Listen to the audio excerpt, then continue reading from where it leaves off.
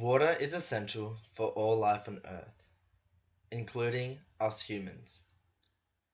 As our population continues to increase, our fresh, clean water sources start to disappear.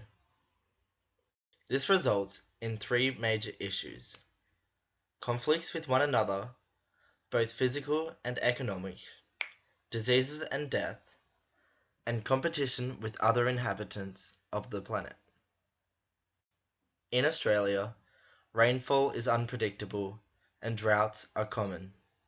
As a result, the farming industry is heavily reliant on irrigation for both crops and pastures. One of the most important sources for the farming industry is the Murray-Darling Basin, which, due to its size, supports a rich biodiversity.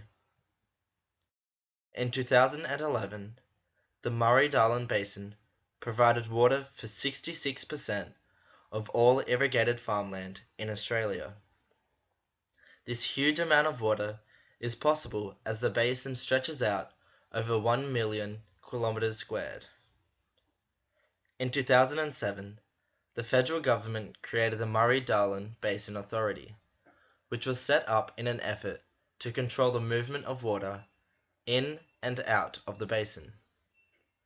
This authority called upon scientists, farmers, and local landowners, all with different interests for the basin, and created a plan which would be enforced.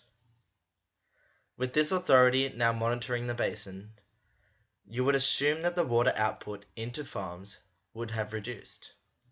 However, the amount of water taken from the basin has increased, despite no causation to an increase in rainfall. To conclude, the basin plan failed. This is unsafe for local wildlife, which rely on the health of the basin environment, including frequent floods and the presence of permanent creeks and lakes.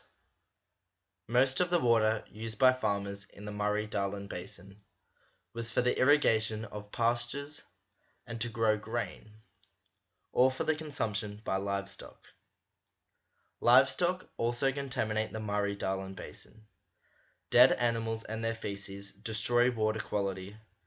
Overgrazing by livestock and land degradation by their hooves also contribute to contaminating the water.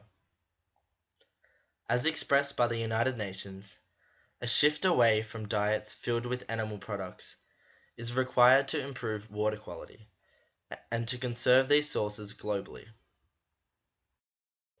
To conclude, the Murray-Darling Basin Authority cannot continue to respect the wishes of farmers with disregard to the environmental impacts on the basin. The water output should be reduced and water quality maintained, even if it requires the control of pesticides, herbicides, and the population of livestock allowed on the surrounding land.